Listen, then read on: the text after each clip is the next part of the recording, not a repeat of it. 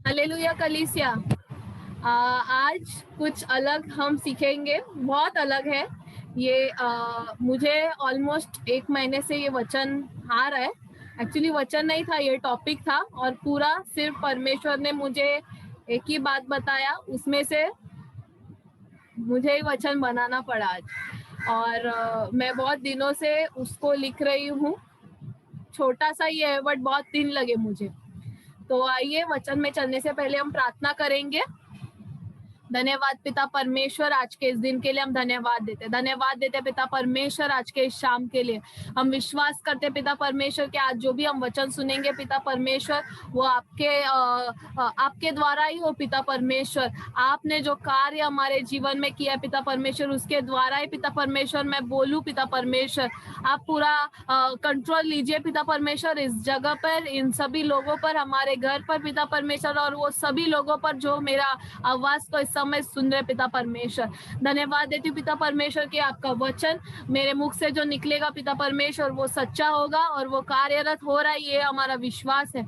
और धन्यवाद के साथ आने वाला समय, आने वाला हर एक वचन यीशु के नाम से आपके हाथ में देते हुए प्रार्थना करते, सुन और कबूल कर।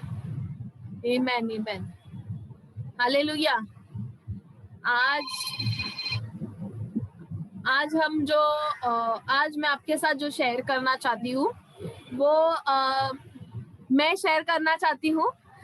परमेश्वर मेरे द्वारा बात करेगा और वचन मीठा, कड़वा, तीखा बहुत कुछ हो सकता है, क्योंकि ये हमारे जीवन के लिए भलाई का वचन है। आमीन। हर एक वचन हमारे भलाई के लिए होता है। तो ये वचन है, इसको हम बदल नहीं सकते हैं। और जैसे ही पवित्र आत्मा मेरे पर कंट्रोल लेंगे उस तरह मैं जाऊंगी। ओके, मैंने सिर्फ गिन के 5 वचन निकाले हैं, पर आगे का मैं नहीं जानती। ओके, तो आज मैं बहुत ही स्पेशल चीज आपको शेयर करना चाहूंगी। आप सभी को एक प्रश्न रहेगा कि लेस्ली कितने साल से ये कलीसिया में है। उसके मम्मी पापा पास्टर है और यहाँ पर हमारी फ्लोरिया आंटी है, गुंजा सिस्टर है, वो लोगों ने, और सरिता आंटी है। इन लोगों ने, ये कुछ लोग हैं जिन लोगों ने मुझे छोटे से बड़ा होते हुए देखा है। इनके सामने मैं बड़ी हुई हूँ। और मेरे भाई है इधर, सतीश भैया है, फिर हमारे डेविड अंकल है, उन्होंने मुझे देखा है ना, बड़े हुए होते हुए। सुजाता आंटी ने देखा है कि किस तरह मैं बड़ी हूँ। और कुछ बातें आपको पता है, कुछ नहीं पता है। कभी कभी लोगों को लगता है मेरे पापा मम्मी मुझे अलग सिखाते हैं, मुझे और एस्तर को, और कलीसिया में अलग सिखाते हैं। बट मैं आपको सच कहती हूँ कि यहाँ पर जब भी पापा मम्मी सिखाते हैं ना, वो बहुत ही नम्रता से सिखाते हैं और कभी कभी संभाल कर सिखाना पड़ता है, क्योंकि सभी का मैच्योरिटी लेवल किसी का बहुत अच्छा होता है, किसी का नहीं होता है। किसी को समझने में अभी वो बच्चे हैं, कोई बहुत मैच्योर्ड है समझने में, क्योंकि वो बहुत टाइम से कलीसिया में है या फिर उन्होंने एक्सपीरियंस बहुत कुछ किया है। बट जब ये मेरे बारे में या एस्तर के बारे में आता है, हमारी मैच्योरिटी लेवल नहीं देखी गई। हमको वही सिखाया गया जो परमेश्वर ने उनको कहा है। और आज मैं वो कुछ चीजें आपके साथ शेयर करूंगी। सभी चीजें उन्होंने बहुत कुछ सिखाया मुझे। मैंने 5 ही निकाले हैं, उन्होंने 1000 सिखाए होंगे।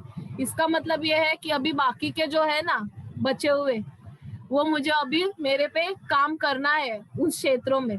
तो जितना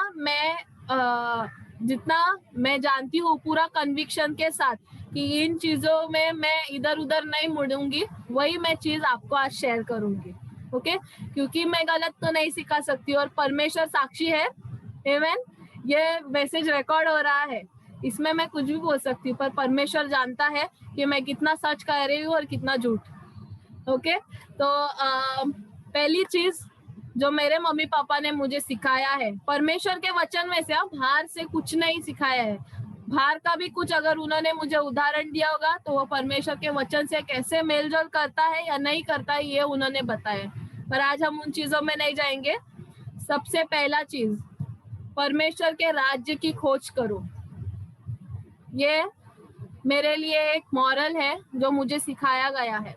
मत्ती के 6 में 33 कहता है, इसलिए पहले तुम उसके राज्य और धर्म की खोज करो तो ये सब वस्तुएं तुम्हें मिल जाएंगी। ये हमेशा मुझे मेरे मम्मी पापा ने मुझे सिखाया है और मैं विश्वास करती हूँ कि हर एक जो चीज उन्होंने बाइबल में से सिखाई, लाइफ के कोई भी चीज के बारे में उन्हें मुझे सिखाया है, तो उन्होंने पवित्र आत्मा से प्रेरणा पाकर ही मुझे सिखाया है। क्योंकि हम विश्वास करते हैं, हमारे घराने में ये विश्वास है कि हम पवित्र आत्मा के बिना हम कुछ नहीं कर सकते हैं। वो जब भी बोलेगा तभी हम बोलेंगे, वो जब भी स्टॉप बोलेगा तभी हम स्टॉप करेंगे। आमीन। इसके लिए पहले परमेश्वर के राज्य की खोज करो। बहुत सारे मेरे साथ मेरे कजन्स हैं, जो मेरे चाचा के बच्चे हैं, मासी के, मम्मी के साइड के भाई बहन हैं मेरे ना, मेरे भाई और जो भी है भाई बहन बहुत सारे हैं हमारे। सब लोग लाइफ में बहुत आगे बढ़ रहे हैं, हम भी बढ़ रहे हैं, पर हम क्यों अलग है ना? क्योंकि हम परमेश्वर के राज्य की पहले खोज करते हैं। मुझे और एस्टर को हमेशा लोग कहते हैं, क्या तुम लोग प्रेयर प्रेयर प्रेयर करते हो? इतना कौन प्रेयर करता है? इतना कौन चर्च जाता है? ये हमको बोला गया है। और आज मैं आपको ये प्रोत्साहन देना चाहती हूँ कि आज अगर आपको ये कह रहे, कोई आपके बच्चों को ऐसा कह रहा है, हमको रोने को आता था पहले, हमारे सब फ्रेंड लोग खेल रहे हैं, हम लोग इधर फ्राइडे को प्रार्थना में बैठे हैं, सैटरडे को भी छुट्टी नहीं, संडे को भी छुट्टी नहीं, संडे स्कूल छुट्टी है पर हमको चर्च जाना है, आधा दिन चर्च में जाता है ना। पहले जब भी लॉकडाउन नहीं था तो आधा दिन हमारा चर्च में ही जाता था, क्योंकि सुबह से लेकर दोपहर तक हम चर्च में होते थे। उसके बाद संडे को या तो हमारी लीडर्स मीटिंग होगी या कुछ तो, अगर वहां पर हमको बिठाया जाता था, लोगों को लगता था क्या बच्चे लोग को मीटिंग में बिठा रहे आप, पर वहां पर बैठकर मैंने ना लाइफ के बहुत गहरे रहस्य सीखे। मुझे एस्तर के बारे में नहीं पता है, पर आज मैंने जो सीखा है वो मैं आपको बताना चाहती हूँ। हमेशा मुझे बताया गया है कि पहले तुम राज्य की, परमेश्वर के राज्य की खोज करो, बाकी सब राज्य की खोज करने की जरूरत नहीं पड़ेगी। क्योंकि जितना मैं परमेश्वर के राज्य में बंधी रहूंगी ना, और जितना मैं गहराई में जाऊंगी उसके वचन के, उतना मुझे बाहर का दुनिया बिना कोई बताए या सिखाए मैं सीख जाऊंगी। इसके लिए आज अगर मैं बाहर जाती हूँ, मुझे डर नहीं है ना, मेरे मम्मी डैडी को डर है कि हमारे बच्चा क्या करता रहेगा, उसके साथ कौन रहेगा, वो कैसे आएगी, 10 बज गया है, 11 बज गया है रात का। उनको पता है कि पूरे एंजल्स मेरे साथ चल रहे हैं। आमीन। हमको, आपके अगर बच्चे हैं तो प्लीज उनको ये सिखाइए, पढ़ाई काम धंधा ये सब होते रहेगा, और अभी समय भी नहीं है। अभी मैं आपको बताऊं, मेरा इतना, मैं डबल ग्रेजुएशन ऑलमोस्ट हो गया है मेरा, अगर मैं अभी जॉब के लिए अप्लाई करूं मुझे जॉब नहीं मिल रहा है। मैंने इन लास्ट 5 सालों में ना करीबन 1.5 से 2-3 लाख रुपए तो इन्वेस्ट किया होगा मेरे पढ़ाई में, इधर उधर जाने में खर्चा सब ना, पढ़ाई का ही 5 साल में 2 से 3 लाख रुपए मेरा खर्चा हुआ है, पर मुझे आज 10,000 की भी जॉब नहीं मिल रही है। क्यों? क्योंकि बाहर कुछ नहीं है। पर वही टाइम जो मैंने इतने सालों में ट्यूशन को नहीं जाकर, ट्यूशन टीचर का मार खाकर, फिर एग्जाम में कम मार्क्स लाकर, या फिर मेरा जब भी 10वीं और 12वीं का जो प्रीलियम रहता है ना, एग्जाम के पहले का, फाइनल एग्जाम के टाइम लोग दिन रात सिर्फ बुक्स लेके बैठते थे, मैं चर्च में जाती थी, मेरे हाउस ग्रुप मेरे घर में होता था, फिर मैं कहीं पर डैडी के साथ जाती या मम्मी के साथ जाती थी। क्यों? क्योंकि मुझे सिखाया गया था पहले तुम ये करो, 100% तुम पास हो जाओगे। फेल नहीं हुई मैं। मुझे विश्वास है कि अभी अगर मेरा ग्रेजुएशन हो जाएगा ना, अगर मुझे जॉब भी नहीं मिलेगी, परमेश्वर मेरी पूरा करेगा, वो कहीं ना कहीं से लाएगा, ये मेरा विश्वास है। क्यों? क्योंकि मैंने उसके राज्य की पहली खोज की, मैंने यहाँ वहाँ नहीं देखा है। अगर हमको डर है कि मेरे घर में अनाज कहाँ से आएगा, मेरे बच्चे लोग पास होंगे या नहीं, वो ट्यूशन का पैसा मैं कैसे भरूं, नहीं भरिए पैसा, घर पे बिठाइए, ऑटोमेटिक पढ़ने लग जाएंगे, क्योंकि स्कूल में बहुत कुछ सिखाया जाता है। अलग से हम बच्चों को ट्यूशन में डाल के उनको और सर उनका फोड़ते हैं, क्योंकि ट्यूशन टीचर अलग सिखाती है, स्कूल की टीचर अलग सिखाती है, फिर हम घर पे कुछ अलग सिखाते हैं, वो बच्चा पिस जाता है। मेरे मम्मी डैडी ने कभी मेरा टेंशन नहीं लिया कि तुम पढ़ोगे कैसे, तुम ये कैसा करोगे, वो कैसा। मैं इतनी बीमार थी, टीबी हो गया था मुझे, तो भी मैं चर्च जाती थी, इतना बुखार लेके। आप पूछे किसी को भी, स्वेटर डाल के गर्मी के दिनों में मैं चर्च में बैठती थी। क्यों? मुझे पता है यहीं पर मेरा हीलिंग है और कहीं नहीं। बाहर जाऊंगी, डॉक्टर ने मेरे पे गिव अप कर दिया था। बाहर लोग बोलते हो ऐसा है वैसा है, मास्क लगा ये लगा। उस टाइम 2014 या 13 में कुछ भी नहीं। मेरे को पहले दिन, जिस दिन मैं कलीसिया गई ना वो बीमारी लेकर, उस दिन मेरे को परमेश्वर ने एक प्रकटीकरण दिया कि मेरे लंग्स पूरे हो रहे हैं। वो लंग्स पूरे होने को 9 महीने जरूर लगे, पर उसने मुझे दिखाया। कहाँ पर दिखाया? कलीसिया में, किसी डॉक्टर के क्लिनिक में, हॉस्पिटल में या दवाई लेते समय नहीं दिखाया। वो दवाई लेकर भी मैं उल्टी करती थी, पर मैं तभी प्रार्थना करती थी कि परमेश्वर ये जीवन तूने मुझे दिया है, अगर मेरे जीवन में इतना ही टाइम है ना तो अभी ले लो। तो मेरे को डर भी नहीं है, क्योंकि हमको सिखाया गया है।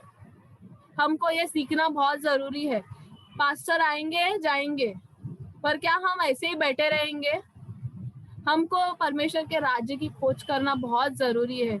ऐसा नहीं है कि आप कली से आते हो तो खोज हो गई। नो, पर्सनल लाइफ में हमारा कितना उसके साथ रिश्ता है, हम अकेले में यीशु मसीह के साथ कितना टाइम बिताते हैं, यीशु मसीह के कितना सुनते हैं हम। जब भी हम सुनना शुरू करेंगे ना तब असली खोज होती है। वरना हम इंडियंस को, हम जो भारतीय लोग हैं ना खास करके, या फिर बाहर के भी मुझे नहीं पता, पर मैं भारतीय लोगों को बहुत अच्छे से जानती हूँ। हमारे पास नॉर्थ इंडिया के लोग हैं, साउथ इंडिया के लोग हैं, गुजरात के लोग हैं, हर जगह के लोग हैं।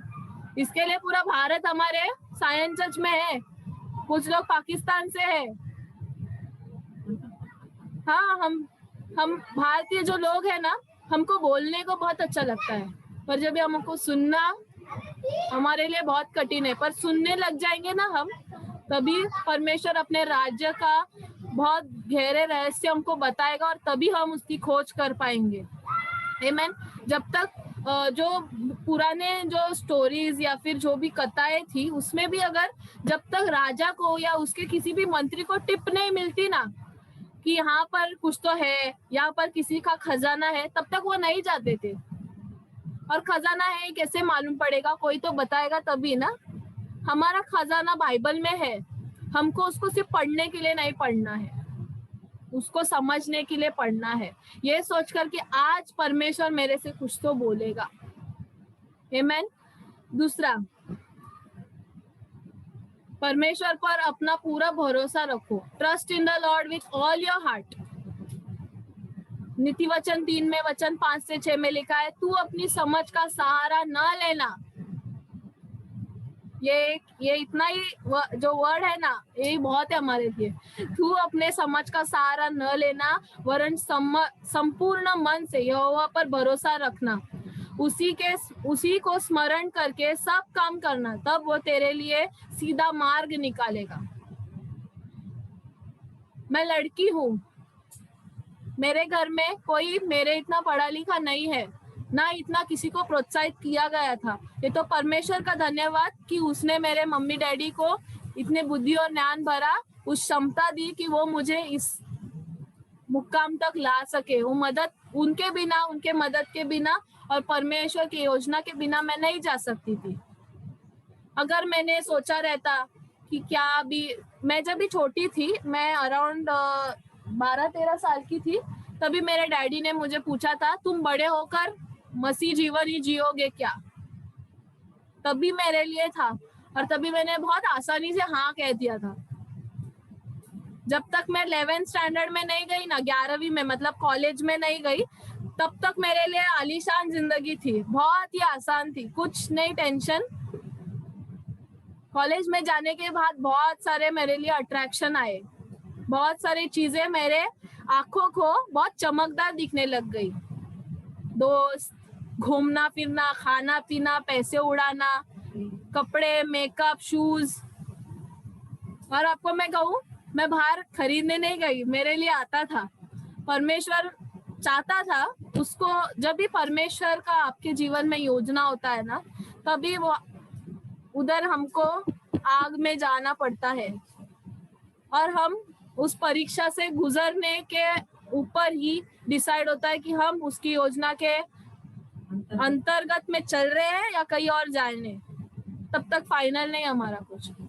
बहुत परीक्षाएं आई मेरे जीवन में, बहुत सारा मेरे को चमक धमक दुनिया का दिखने लग गया। पास्टर की बेटी हूँ ना मैं, मेरे लिए आसान होना चाहिए था, पर नहीं। अगर यहाँ पर किसी को भी चर्च में अगुवाई में आना है तो आपको मैं कह देती हूँ, परीक्षा को आपको स्वीकारना ही होगा। और परीक्षा हमको मस्त से घिस सकती है, बहुत अच्छे से। और वो जब तक नहीं होता है तब तक हम उसके काबिल नहीं है, किसी भी लीडरशिप के काबिल नहीं है।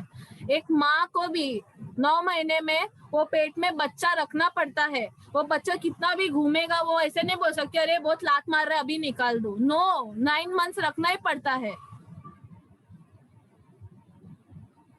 यहाँ पर कितने सारी माएँ हैं। कभी कभी आप अपने बच्चों को बताइए आपने किस दौर से गुजरे हो। ऐसा मत समझिए कि मैंने इतना गुजरा है, मेरे को बहुत दर्द दुख सहा है, बच्चे लोग को क्यों बताऊं मैं, वो अच्छा जीवन जी रहे हैं ना, मेरे से हो रहा है मैं उनको खुश रख। नहीं, उनको बताइए आप कि मैंने ये गलती की, इसके लिए मैंने ये भोगा है।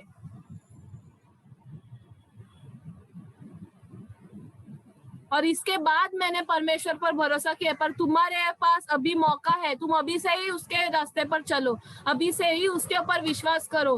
बाहर लोगों के ऊपर विश्वास करना हमको बंद करना है।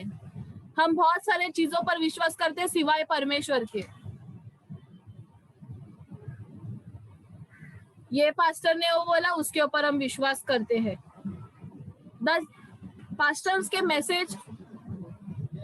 मैसेजेस सुनना यूट्यूब पर, अलग अलग पास्टर के, आप बेनी के सुनते हो, जॉयस, नथिंग बैड, अच्छा है, हम सीखते, हमारे आत्मा को तृप्ति होती है उससे। पर क्या उसी टाइम तक? उसके बाद क्या? यहाँ पर सभी लोगों ने जॉयस मायर को सुना रहेगा, सभी ने सुना। ऐसा कोई है जिसने जॉयस मायर का एक भी मैसेज नहीं सुना आज तक? जॉयस मायर के बारे में पता है हमको, बेनी हिन के बारे में पता है, बहुत सारे लोगों को हम जानते हैं, बहुत बड़े बड़े प्रचारक है। इलाइशा के बारे में पता है। अभी इलाइशा के ऊपर डैडी ने सिखाया, पर उसको कितना हम उसके ऊपर विश्वास करके चलते हैं। सिर्फ डैडी सिखा रहे इसके लिए वो सच है ऐसा नहीं है। आपको उस वचन में फिर से जाना है, उसको फिर से पढ़ना है। यहाँ पर ऐसा नहीं लिखा है trust in Martin D'Souza with all your heart. No, trust in the Lord. परमेश्वर पर हमको विश्वास करना है, क्योंकि मार्टिन डिसोजा बोल रहे हैं इसके लिए मैं विश्वास करूंगा, ऐसा नहीं है। वो इसके लिए कह रहे हैं क्योंकि उन्होंने उस वचन को चक्कर देखा है, उन्होंने वो वचन में चलकर देखा है।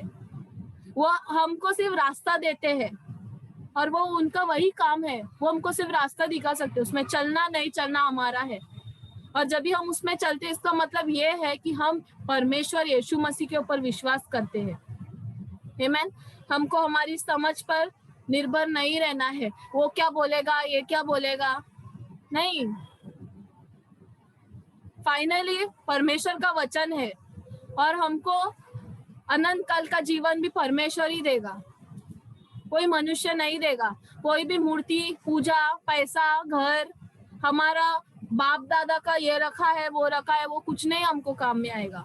या फिर हमने कितने अच्छे भले काम, कितने 36 गुण हमारे बहुत अच्छे मिलते जुलते हैं, ये सब कुछ फायदे का नहीं है।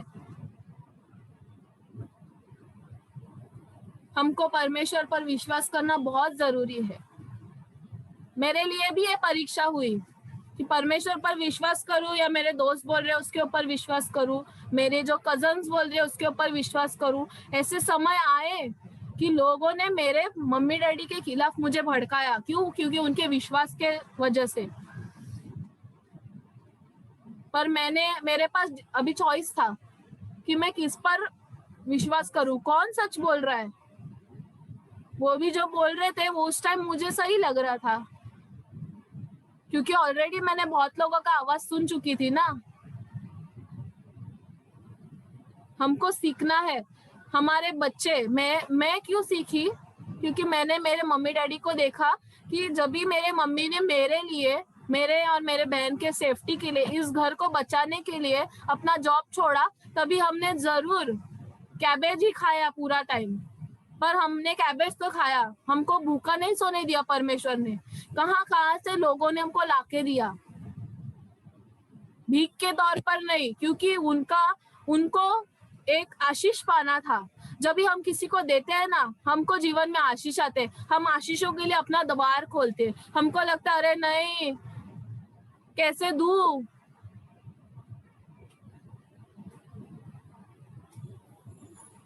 जो हम देंगे वो हमको रिटर्न आएगा, और वो तभी आएगा जब भी हम विश्वास के साथ देंगे। कुड़कुड़ा कर तो कभी नहीं देना, कलीसिया में अपना सीड मत देना। हमको विश्वास करना बहुत जरूरी है, वो ही हमारे मार्गों को सीधा कर सकता है। आमेन। नेक्स्ट, परमेश्वर के सिवा और कोई परमेश्वर ना हो तुम्हारा। ना मेरे मम्मी डैडी हो, ना एस्तर हो, ना अंबानी हो, ना कोई और हो। मुझे जिन्होंने स्कॉलरशिप दी वो भी नहीं, जिन्होंने मेरे कोई भी चीज में मुझे मदद की वो भी नहीं। और इस चीज को, ये जितने चीजें इसमें से, इस पर मेरा बहुत विश्वास है कि परमेश्वर के सिवाय मेरा और कोई परमेश्वर नहीं है, ये भी नहीं, ना मैं। हम कभी कभी अपने आप को बहुत बड़ा परमेश्वर समझते हैं, मेरे को सब पता है। मैं भी उस समय से गुजरी कि मेरे को बहुत पता है, मैं पढ़ी लिखी हूँ ना, तो मुझे बहुत पता है। होता है, हम उस दौर से गुजरते हैं। पर निर्गमन 20 में 3 से 5 कहता है, तू मुझे छोड़ दूसरों को ईश्वर करके ना मानना, तू अपने लिए कोई मूर्ति खोद कर न बनाना, न किसी का प्रतिमा बनाना, जो आकाश में, वो पृथ्वी पर या पृथ्वी के जल में हो। किसी की प्रतिमा नहीं, अमिताभ बच्चन नहीं, शाहरुख खान नहीं, कोई भी पास्टर नहीं, कोई भी ये जो बाबा आप हो या फिर हमारा घर हो, गुरु हो, आपको किसी ने मोटिवेशनल कुछ स्पीच दिया, सुनने के लिए अच्छा है, उसमें से अच्छी बातें हमको सीखनी है। सभी के द्वारा कोई ना कुछ ना कुछ ज्ञान देता है, ज्ञान को उसका रिस्पेक्ट करना, उसमें से कुछ अच्छी चीजें हमको सीखना जरूरी है। हमारे टीचर्स थे वगैरह, कुछ रहते हैं जो बहुत साल 10 साल तक टीचर हमको फेवरेट होती है, वो हमको पर्सनली बहुत कुछ, उसको हम भगवान बना देते हैं।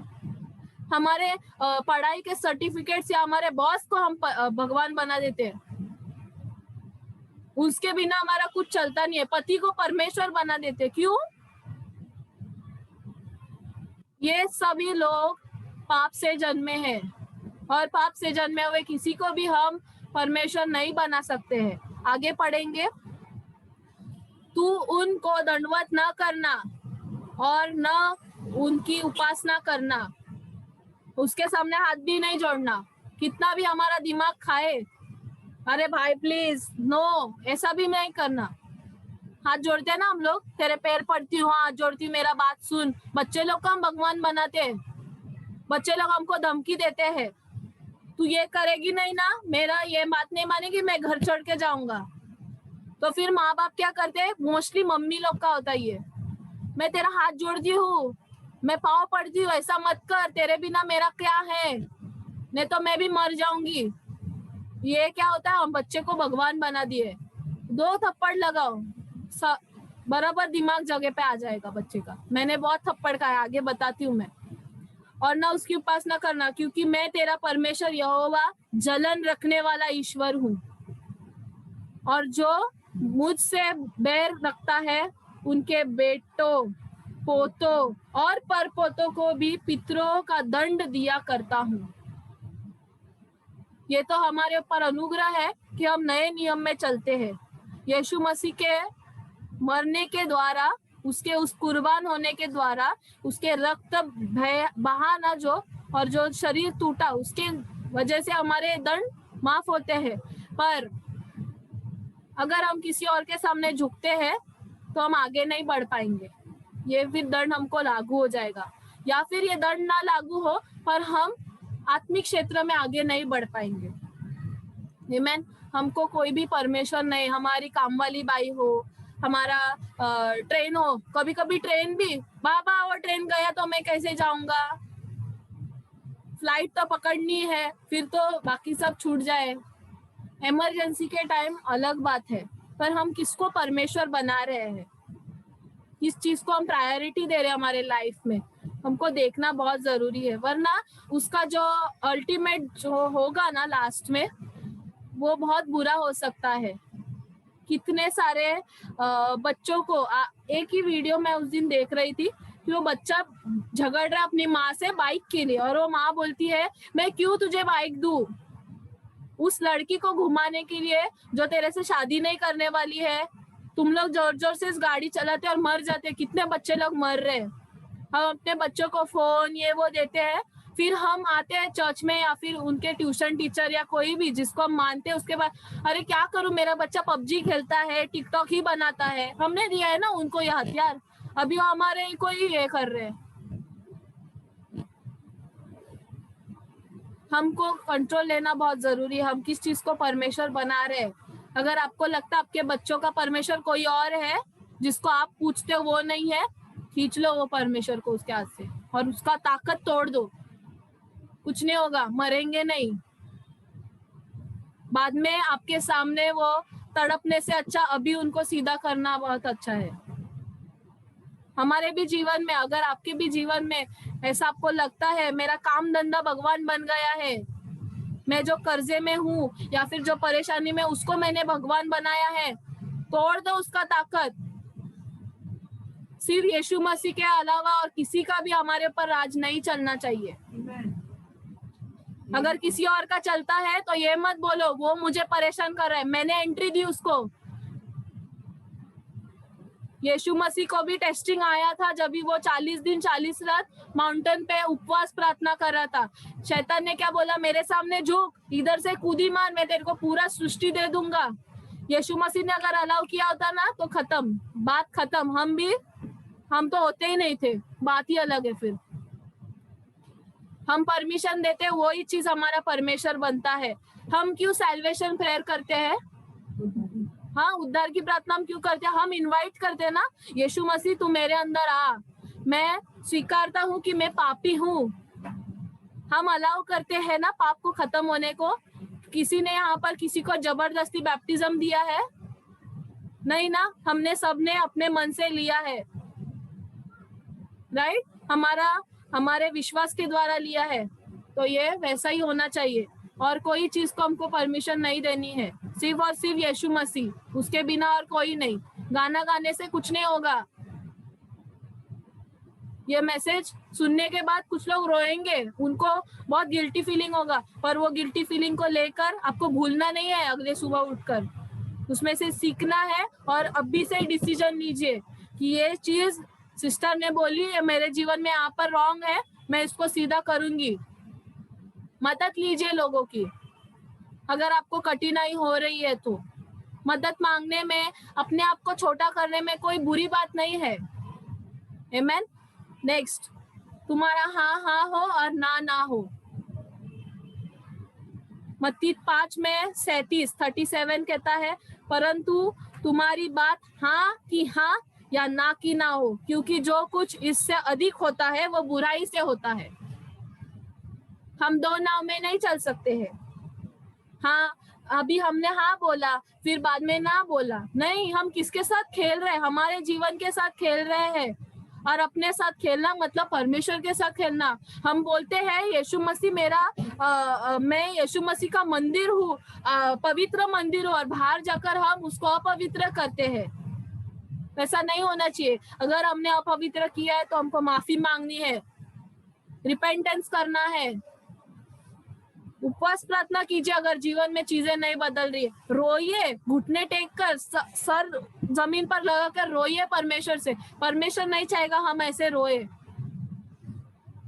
पहले तो लोग कपड़े फाड़ते थे, बाइबल में लिखा है ना, जो पुराने नियम में जो प्रॉफिट्स थे, जो नबी थे, वो अपने ऊपर ऐसे जैसे राख लगाते थे, बोलते थे मेरे जवान पे परमेश्वर तू कोयला रख, गोनी के कपड़े पहनते थे, अच्छे कपड़े पहन के सोफे पे बैठ के नहीं बैठते थे माफी मांगने के लिए। नो, हमारे लिए ये सब चीजें ना हमारे सुविधा के लिए दिए, उसको हमको बैठ के उसके ऊपर हमारा डिसीजन नहीं होगा, वरना यीशु मसीह आएगा और हम यहीं पर सोफे पे ही रह जाएंगे या फिर हमारे खटिए पे सोए ही रह जाएंगे। हमारा हाँ हाँ होना चाहिए। अगर हमारा ये विश्वास है, अगर हम बोलते हैं हम इस मंदिर में आज से नहीं जाएंगे तो नहीं जाएंगे, भले ही कुछ भी हो जाए।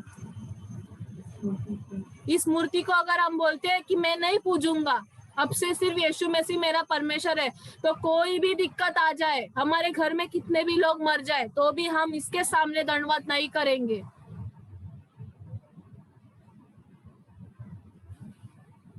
जो मदर मैरी थी, यीशु मसीह की माँ, उसको पहले ही एंजल ने बताया दिया था कि तुम्हारा पुत्र सृष्टि को है ना बचाने के लिए आने वाले है, वो उद्धार करता है। उसको उसके बेटे ने बोला रहेगा अभी मेरे को ये लोग लेके जाएंगे, मेरे को मार डालेंगे, तभी मदर मैरी गई नहीं किसी और भगवान के पास, या फिर वो जो गवर्नमेंट थी उनकी, जो राजा थे उसके पास झुकने नहीं गई, मेरे बच्चे को छोड़ो, बच्चे को छोड़ो। उसने उसका हाँ हाँ था कि हाँ परमेश्वर, आपने ये जिम्मेदारी मुझे दी, इसको मैंने निभाई, अभी इसको लेके जाओ।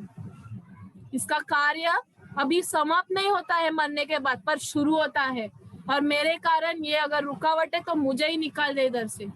वो रोते रही अपने बेटे को देखकर, और उसने जो प्रॉमिस दिया था, उसको जो कार्य था उसने पूरा किया। हमारा हाँ हाँ होना चाहिए ना। बहुत सारे लोग बैप्टिज्म के बारे में अभी तक डिसीजन नहीं ले पाते हैं।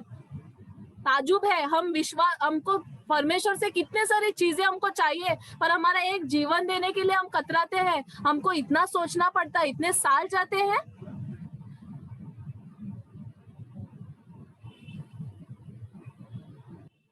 हमको ये डिसीजन लेने में इतना नहीं टेंशन होना चाहिए। एक स्त्री या पुरुष कोई आया था, पूरा टीचिंग लिया और एंड में ना बोल दिया बैप्टिज्म के लिए। एक या 2-3 लोगों का ऐसे हुआ है। आज उनकी जिंदगी पूरा ऐसे जैसे चितड़े चितड़े उड़ गए उनके, कहीं के नहीं रहे। ऐसा नहीं होना चाहिए।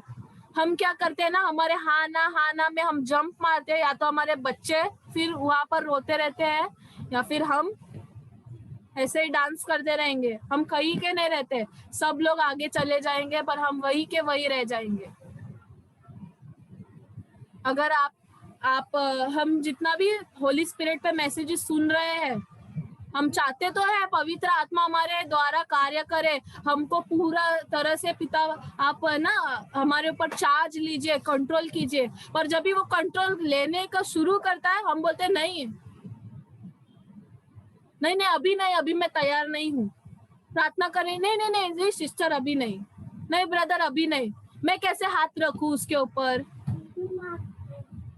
अरे लीजिए, अभी चांस है, क्या पता वो लंगड़ा बच्चा चलने शुरू हो जाए। जो मरा हुआ है उसको छूने से हम मरे हुए को देख के दूर क्यों भागते, मुझे समझ में नहीं आता है। उसको ट्राई तो कीजिए, हाथ लगा के, जोर से नहीं चिल्लाना, पर आप एटलीस्ट टच कीजिए, क्या पता वो जीवित हो जाए।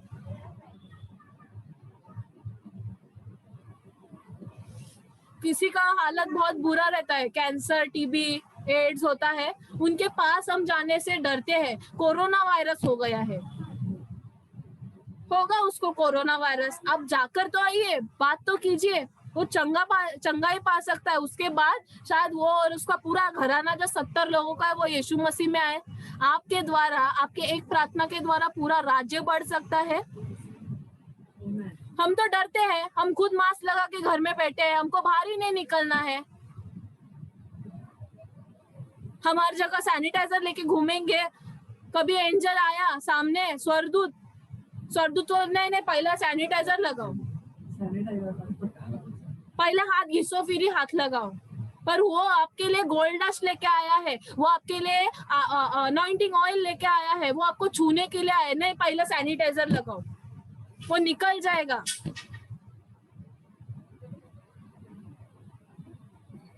हम अगर किसी चीज को कमिट करते हैं, वो बात पर हमको डटे रहना है, फिर चाहे मौत आ जाए दरवाजे पे। आमेन। नेक्स्ट है, जो परमेश्वर का नहीं वो मेरा नहीं। जो परमेश्वर का नहीं, आदित्य हंस रहा है क्योंकि उसको पता है, उसको भी हमने ये खिला ठोका है, जो परमेश्वर का नहीं आदित्य वो तेरा नहीं। थोड़े दिन में मेरे को विश्वास है आदित्य भी मेरे जैसा ही प्रचार करेगा, मेरे से बढ़कर करेगा। ये मैं प्रोफेसी कर रही इस समय उसके ऊपर, क्योंकि वो हमारे साथ टाइम स्पेंड करता है। आप जिसके साथ टाइम स्पेंड करते हो वैसे ही बनोगे। उसको मैंने पूछा एक बार, बहुत एकदम ना जैसे बड़ी दीदी के जैसे, तेरे को पास्टर बिस्टर बनने का इच्छा है क्या? नहीं पूछा उसको, हाँ क्या नहीं आदित्य? अभी थोड़े टाइम पहले मैं पूछती हूँ, ये मेरे भाई बहन है, मैं नहीं चाहती हूँ इनका जीवन ना ऐसे व्यर्थ जाए। बाहर ना बहुत लोग हमारे खून के लिए प्यासे हैं, हमारा नाम खराब करने के लिए प्यासे। मैं नहीं चाहती मेरा कोई भी भाई बहन या फिर मैंने जिनको जूनियर चर्च में सिखाया वो ऐसे ही घूम जाए कहीं पर। मुझे दुख होता है। मैंने उसको पूछा, उसने बोला हाँ दीदी। और उस दिन के पहले से वो हमारे पास हर संडे को आता है यहाँ पे, चाहे वो खाना खाने का है, हम लोग उसको कोई ना कोई नया खिला ठोकते हैं उसके सर में। जैसे यीशु मसीह को एक एक चाबुक दिया ना वैसे, क्योंकि उसको सीखना जरूरी है। मेरे मम्मी डैडी ने जो मुझे सिखाया वही उसको सिखाते हैं जब भी वो यहाँ पर अकेला होता है। मेरे पापा के साथ वो मार्केट में जरूर जाता है, पर मैं जानती हूँ 100% जैसे मेरे पापा ने मुझे सिखाया बस स्टॉप पे बैठकर, वैसे ही उसको रास्ते में चलते चलते बहुत सारे लाइफ के लेसन चिल्लाकर, प्यार से, खिला के, पिला के सब सिखाएंगे। आप परमेश्वर के अलावा उसके बाहर के लोगों के साथ घूमोगे फिरोगे तो वैसे ही बन जाओगे, पर अनंत काल का जीवन आपके भाग्य में नहीं होगा, फिर वो छूट जाएगा। आप यहीं पर छूट जाओगे और फिर हम ढूंढते रहेंगे हमारे लिए अभी प्रार्थना करने के लिए कौन है अवेलेबल, कोई नहीं है, सब गए, फिनिश। यीशु मसीह ने 12 चेलों को ट्रेन किया। मेरे डैडी कुछ अलग पॉइंट बोल रहे हैं पर मेरे को कुछ अलग आ रहा है। यीशु मसीह ने 12 चेलों को ट्रेन किया, उसके बाद सीखने का नहीं सीखने का ना उनके ऊपर था। जूडस ने यीशु मसीह को बेच दिया 30 सिक्कों के लिए, और क्या किया उसने? किसको अपना बनाया? जो यीशु के नहीं है ना, परमेश्वर के नहीं उसको, और फिर खुद को टंगा दिया। हम फिजिकली अपने आप को पंखे से या किसी और चीज से नहीं टंगाते हैं, बट हम अपने आप को दुनिया के बोझ से टंगा लेते हैं और फिर हमको बीमारी आएगी, सब चीज हमको ना ऐसे मतलब हमारे ऊपर बहुत सारा बोझ आ जाएगा। जो यीशु मसीह ने ऑलरेडी लिया है वो उसको हम लेकर चलना चाहते हैं। यीशु मसीह कहता है मैं अपना क्रूस उठाकर चलो। यीशु मसीह ने नहीं बोला दुनिया का बोझ लेकर चलो। हमको ना किसी के ऊपर बोझ बनना है, ना किसी का बोझ लेकर चलने का आज्ञा दिया। यीशु मसीह ने हमको आज्ञा दिया अपना क्रूस लेकर चल। उसने जो बोला है ना हमको, जो हमारे लिए बहुत दिक्कत होती है उसके बातें मानने को, वो लेकर हमको चलना है। वो लेकर चलेंगे ना तभी याद आएगा, हाँ अभी दुख रहा है ये क्रूस मेरे को, तो मेरे को यीशु मसीह के विश्वास करना है। हाँ अभी दुख रहा है, अभी मेरे को दान दशवांश देना है। हाँ मेरे को दुख रहा है, अभी मेरे को किसी को तो हीलिंग देनी है। हाँ अभी दुख रहा है, मेरे को अन्य भाषा में बात करना है, उसका हमको लेना है। हम नहीं तो बाहर सब जगह टाइम पास करते हैं, परेशानी आएगी तभी चर्च में आते हैं। ऐसा नहीं हो सकता है। क्यों बाहर के लोग हमको सोल्यूशन नहीं देते? क्यों वो लोग हमारे लिए प्रार्थना नहीं करते? वो हम उनके घर पे गणपति आ गया, देवी आ गई, या कुछ भी आ गया, हनुमान या जो भी, कभी कभी लोग किधर से श्रीलंका से कुछ पत्थर लाते हैं, घर में रखते हैं और हम जाते हैं उधर देखने के लिए, फिर वो प्रसाद देते हैं। फिर वो पत्थर से हमारे लिए प्रार्थना क्यों नहीं करते? क्यों वो लोग हमारे जीवन के ऊपर अच्छी बातें नहीं बोलते? हम उनके साथ खाते हैं, हम निकल जाएंगे ना हमारे बारे में बोलेंगे, उसका बच्चा देख कितना खाया, उसका बच्चा देख बैठा नहीं था, उसने इधर ही टॉयलेट क्यों किया। ये परमेश्वर के लोग हैं? नहीं है।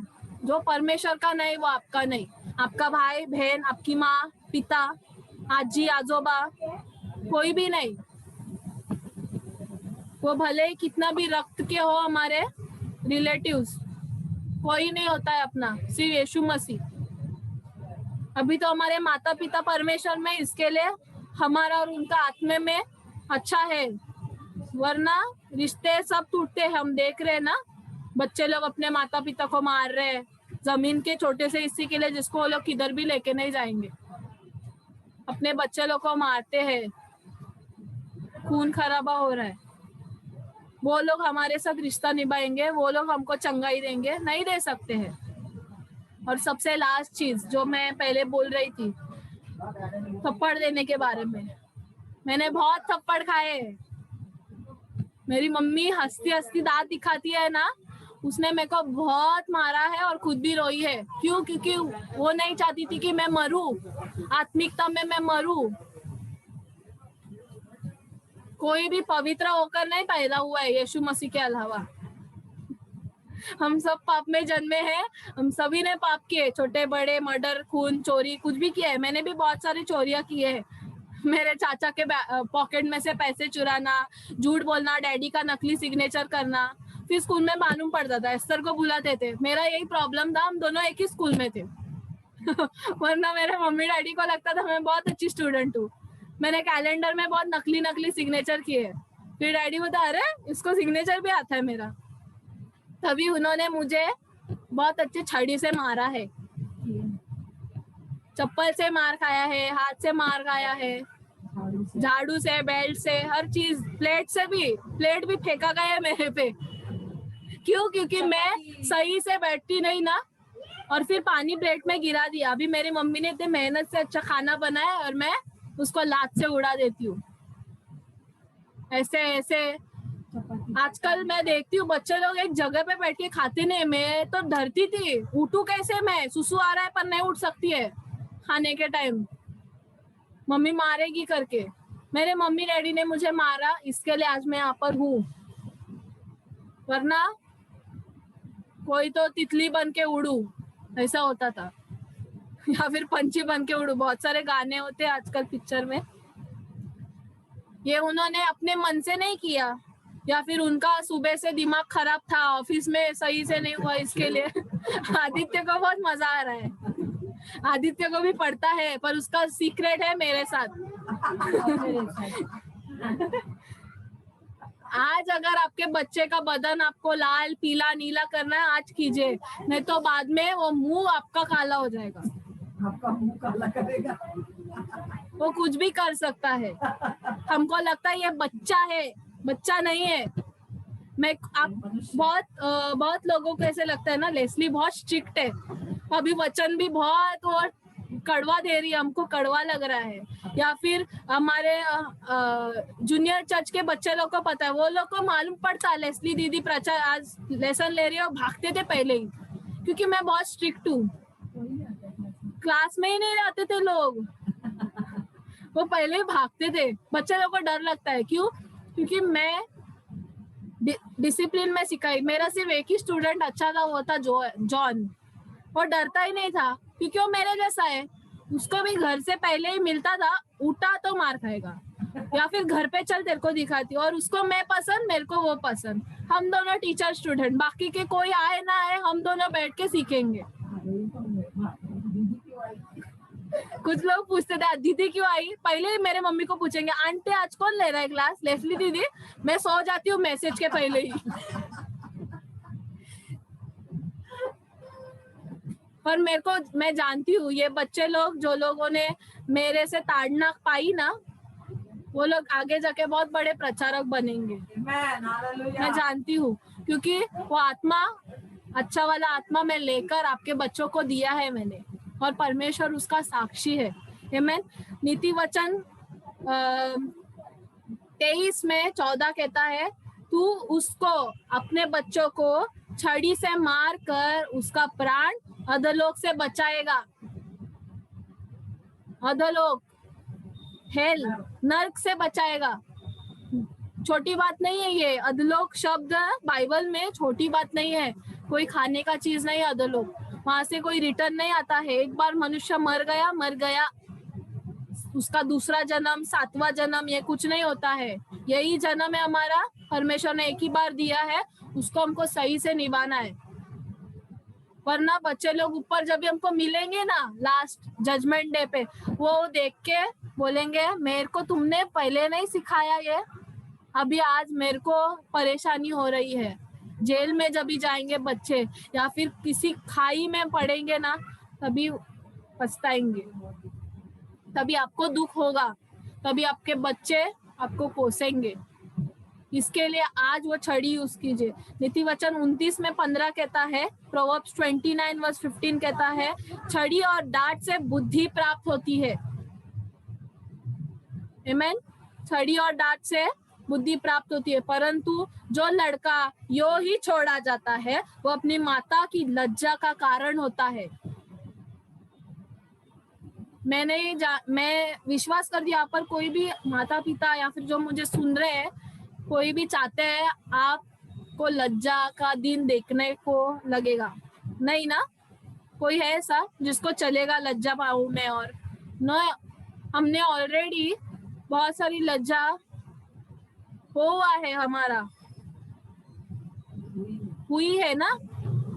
यीशु मसीह के राज्य में आने के बाद सब अभी कवर हो चुका है, पर वापस क्यों हमको हमारा कुआं खोदना है? मुझे बहुत दुख होता है। आजकल मैं वीडियोस देखती हूँ ना, ये स्टेटस पे रील्स वगैरह आते हैं, जो लोग जानते हैं, इंस्टाग्राम, फेसबुक और क्या है, और बहुत सारा चीज है। एक तो वीडियो आता है, वो बच्चे अपने पापा को झापड़ी मारती है। एक बार मुझे हंसने का आया वो देख के, दूसरे टाइम मेरे को गुस्सा आया। मैंने सोच लिया है अभी वो लड़की मुझे मिले तो मैं उसको 4 झापड़ और मारूंगी।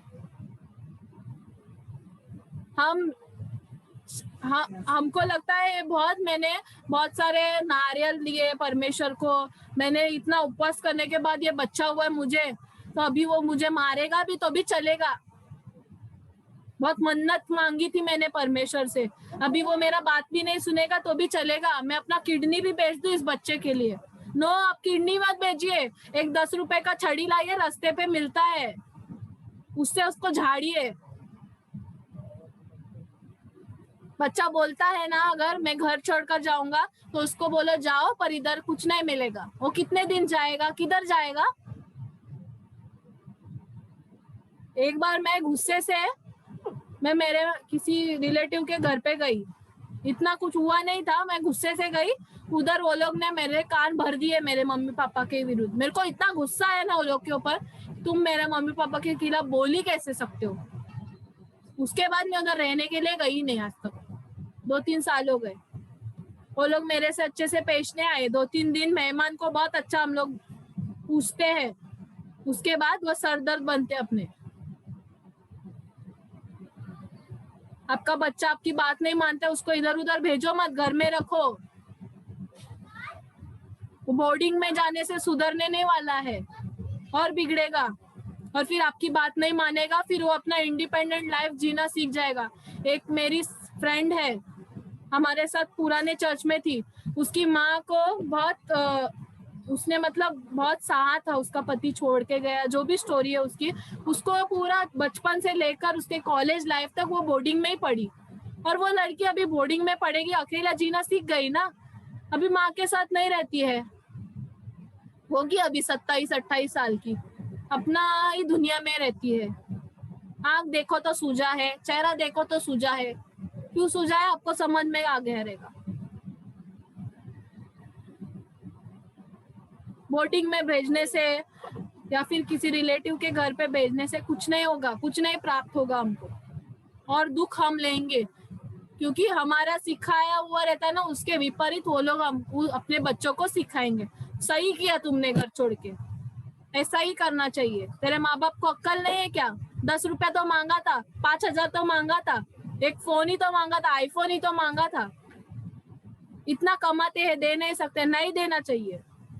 वो जो माँ बाप होते हैं वही आप आपके बच्चे को जानते हो, टीचर नहीं जानती है, प्रिंसिपल नहीं जानता है, आप या फिर आपका परमेश्वर ही जानता है।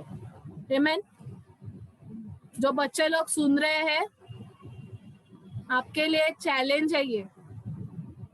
अगर ये आज मैं जो आज सिखा रही हूँ या आपने आपके जीवन में लागू किया ना, तो कल मेरे से अच्छा आप यही प्रचार करोगे और आपके बच्चे नियंत्रण में रहेंगे।